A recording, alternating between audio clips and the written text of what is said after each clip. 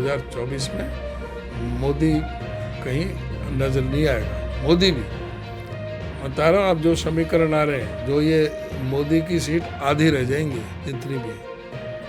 आज जो 303 सीटें हैं जो बात कर रहे हैं, आधी सीट रह जाएंगी 2024 में मोदी की, और सरकार कांग्रेस की बनेगी राहुल गांधी के नेतृत्व में।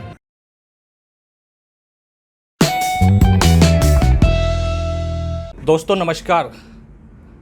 आज हम पहुंचे हैं होडल और हमारे साथ मौजूद हैं हरियाणा प्रदेश के कांग्रेस के अध्यक्ष पूर्व विधायक चौधरी उदयभान जी। आज हम इनसे बात करेंगे। सर नमस्कार। नमस्कार। सर, आदमपुर चुनाव में कांग्रेस पार्टी को कामयाबी नहीं मिली और काफ़ी निराशाजनक परिणाम रहे, क्या कहना चाहते हैं?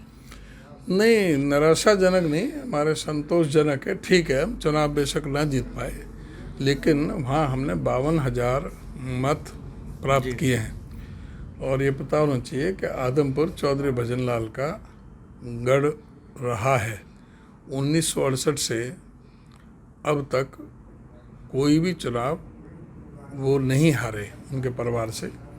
ये बात ठीक है कि कांग्रेस पार्टी ने चौधरी भजनलाल को बूम किया, उनको नेता बनाया इतना बड़ा, उनको 12.5 साल मुख्यमंत्री रखा, उनको 5 साल केंद्र में कृषि और वन और पर्यावरण मंत्री के रूप में रखा, 11 बार कांग्रेस पार्टी ने उनको टिकट दी और दूसरा कोई पैरेलल यहाँ पर नेता स्थापित नहीं किया। तो इसलिए, और जो भी उनके मुकाबले चुनाव लड़ा वो बाद में उन्हीं के साथ में जाकर के मिल गया था।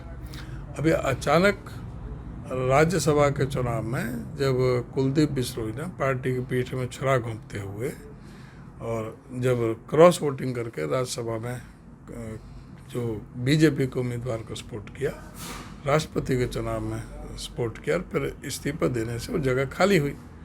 और जगह खाली हुई तो हमारे पास, क्योंकि इन्हीं को, यही कांग्रेस की तरफ से इनको ही नेता मान रखा था, कोई दूसरा सब्स्टिट्यूट भी नहीं था, हमें तो कैंडिडेट भी तलाशना पड़ा कि भाई कैंडिडेट वहाँ पर किनको रखें।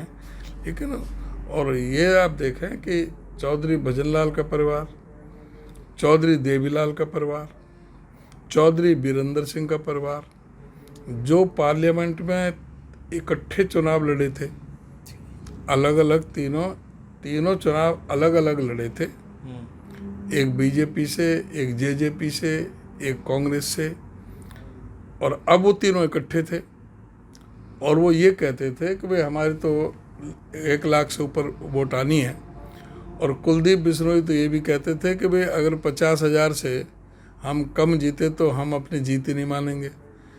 ऐसी परिस्थितियों में चुनाव लड़ा तो कितना भारी संघर्ष था, या आप ये समझ सकते हैं। 52,000 वोट कांग्रेस पार्टी ने वहाँ पर प्राप्त किए हैं, और जबकि इनेलो और आम आदमी पार्टी का सुपड़ा साफ हो गया।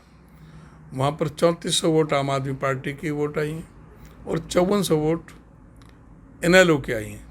तो इस हमारी जो 52,000 वोट आई हैं, इसने 2024 का रास्ता खोल दिया और पूरी तरह से जनता को मैसेज दे दिया कि 2024 में कांग्रेस आ रही है और कांग्रेस भारी बहुमत से हरियाणा में सरकार बनाएगी। ये हम, जो हमारी उपलब्धि है 52,000 वोट, वो कम नहीं है, उससे हम पूरी तरह से पार्टी संतुष्ट है।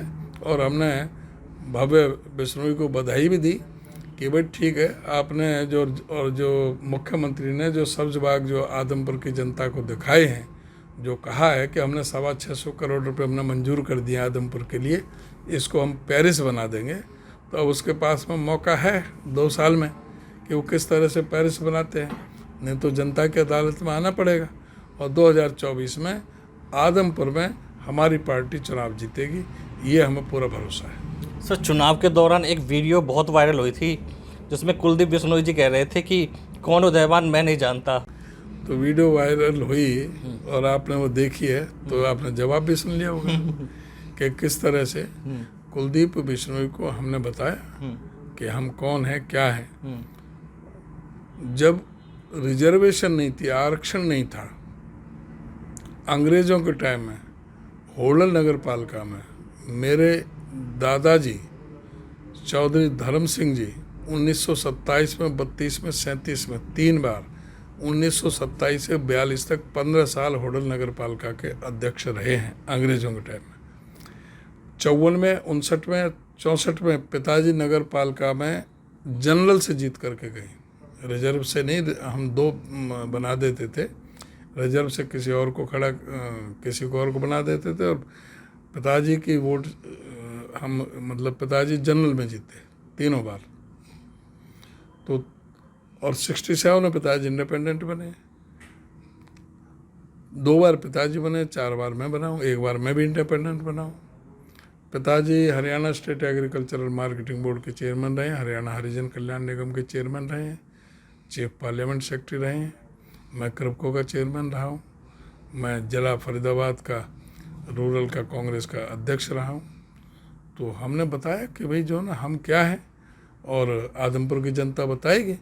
आज जो है आदमपुर के आप रिजल्ट को देखोगे तो जो SC वोट हैं पहले से, जैसे साथ में लगती एलनाबाद है, अभी 6 महीने पहले चुनाव हुआ था, वहाँ जो वोटों का जो प्रतिशत आया उससे 4 गुना वोट SC बूथों पर, हमारे 4 गुना वोट हमने आदमपुर में अर्जित किए हैं।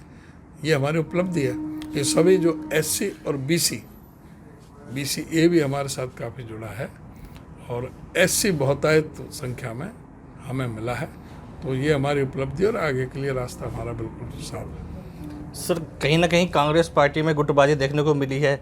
उसमें कुमारी शैलजा जी भी चुनाव प्रचार में नहीं पहुंची, किरण चौधरी भी चुनाव प्रचार में नहीं पहुंची, और आपके नेताओं ने भी कह दिया कि कहीं ना कहीं कांग्रेस में फूट है। बीजेपी के चुनाव में भी ना तो राव इंद्रजीत सिंह पहुँचे, ना कृष्णपाल गुर्जर पहुँचे, ना रतनलाल कटारिया पहुँचे, ना चौधरी वीरेंद्र सिंह पहुँचे, ना अरविंद शर्मा MP रोहतक पहुँचे, ना धर्मवीर सिंह पहुँचे। क्या सभी पहुँचा करते हैं क्या? किसी पे काम था, अपने कामों से कोई नहीं पहुँच पाया, जो पहुँच गया वो पहुँच गए। सबने, हमारे 39 स्टार प्रचारक थे जिसमें से 32 वहाँ पर थे। आने वाले समय में सर लोकसभा चुनाव के लिए कांग्रेस पार्टी क्या तैयारी है? लोकसभा की भी हो और विधानसभा की, सबके लिए हम तो तैयार बैठे हैं, और इनको पता चल जाएगा। आज पूरी तरह से हरियाणा का आम आदमी, आज जो बेरोजगारी जो चरम सीमा पर है, आज प्रदेश के अंदर 1,82,000 पद खाली हैं। आज HPSC के अधिकारी करोड़ों रुपए के रिश्वत लेते हुए रेड हैंडेड पकड़े जा रहे हैं। आज स्टाफ सिलेक्शन कमीशन के और HPSC के 32 बार पर्चे लीक हुए हैं। आज जिस तरह से दलित समाज का उत्पीड़न हो रहा है, आज जिस तरह से इस सरकार में भ्रष्टाचार के, चाहे वो खनन घोटाला हुआ, चाहे शराब घोटाला हुआ, चाहे रजिस्ट्री घोटाला हुआ, चाहे चावल घोटाला हुआ, सारे घोटाले पे घोटाले हुए हैं। और खनन घोटाले में 5 आदमी एक जगह मारे गए, DSP तक की भी वहाँ पर मर्डर कर दिया गया। तो आज लॉ एंड ऑर्डर प्रदेश में पूरी तरह से ध्वस्त हो चुका है। बेरोजगारी चरम सीमा पर है। आज जो 70,000 करोड़ का कर्जा आज 3.5 लाख करोड़ पर इस सरकार ने पहुंचा दिया। आज कोई बड़ा प्रोजेक्ट यहाँ पर हरियाणा में लगा नहीं।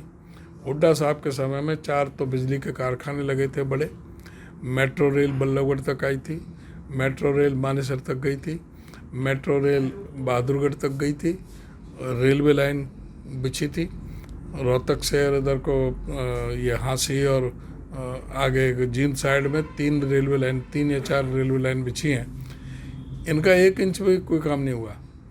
कहीं भी कोई मेडिकल कॉलेज और यूनिवर्सिटी बहुत खोली थी, इन्होंने कोई काम नहीं किया, और प्रदेश का कर्जा 70,000 करोड़ से 3.5 लाख करोड़ पर पहुंचा दिया। तो पूरी तरह से अर्थव्यवस्था जो है पूरी तरह से ढहाई हुई है। पूरे हरियाणा में त्राही मची हुई है। तो जब भी मौका आएगा भारतीय जनता पार्टी औंधे मुँह आएगी, और उसी तरह से जो केंद्र की नीति रही है, आज कौन बताएगा। आज जो ना जो अर्थव्यवस्था का क्या हालत है पूरे देश के अंदर। आज डॉलर कहाँ पहुँच गया, 85 रुपये पर डॉलर पहुँच रहा है। आज डीजल के, पेट्रोल के, रसोई गैस के दाम किस तरह से कहाँ पर पहुँचे हैं। आज नोटबंदी में किस तरह से हमारे जो गरीब आदमी 168 आदमी, इस देश का दलित, पीड़ित, शोषित, उपेक्षित, सर्वहारा वर्ग के वो लोग थे जो जो जिनके कोई साधन नहीं थे वो लोग उसमें मारे गए थे। 168 जो लोग मारे थे, गरीब आदमी लाइन में लग करके परेशान और तरह से सारा जो लाखों फैक्ट्रियों में ताले लग गए, लगभग 12 करोड़ लोगों का रोजगार छिना, देश की अर्थव्यवस्था ठप होकर के रह गई। तो पूरी तरह से जो ये केंद्र सरकार का भी और जो राज्य सरकार से पूरी तरह से लोग दुखी और परेशान हैं। और जिस तरह से कोरोना में इन्होंने डील किया, ताली और थाली बजाओ, मतलब कोई ऑक्सीजन का इंतजाम नहीं, दवाई का इंतजाम नहीं, डॉक्टर का इंतजाम नहीं, अस्पताल में कहीं जगह नहीं, यहाँ तक कि शमशान और कब्रिस्तान में भी उनको दाह संस्कार करने के लिए भी ना जगह थी, ना ईंधन था, कोई व्यवस्था नहीं थी। लाशें तैर रही हैं, नदियों के अंदर तैर रही हैं। इतना बुरा हाल देश का हुआ है। आज पूरी तरह से जनता इंतजार कर रही है 2024 में मोदी कहीं नज़र नहीं आएगा, मोदी भी। बता रहा हूँ, अब जो समीकरण आ रहे हैं, जो ये मोदी की सीट आधी रह जाएंगी जितनी भी है। आज जो 303 सीटें हैं जो बात कर रहे हैं, आधी सीट रह जाएंगी 2024 में मोदी की, और सरकार कांग्रेस की बनेगी राहुल गांधी के नेतृत्व में। तो ये थे कांग्रेस के प्रदेश अध्यक्ष उदय भान जी, जिन्होंने बेबाकी से अपनी राय रखी। तमाम बड़ी खबरों के लिए जुड़े रहिए BSN न्यूज़ पर। धन्यवाद।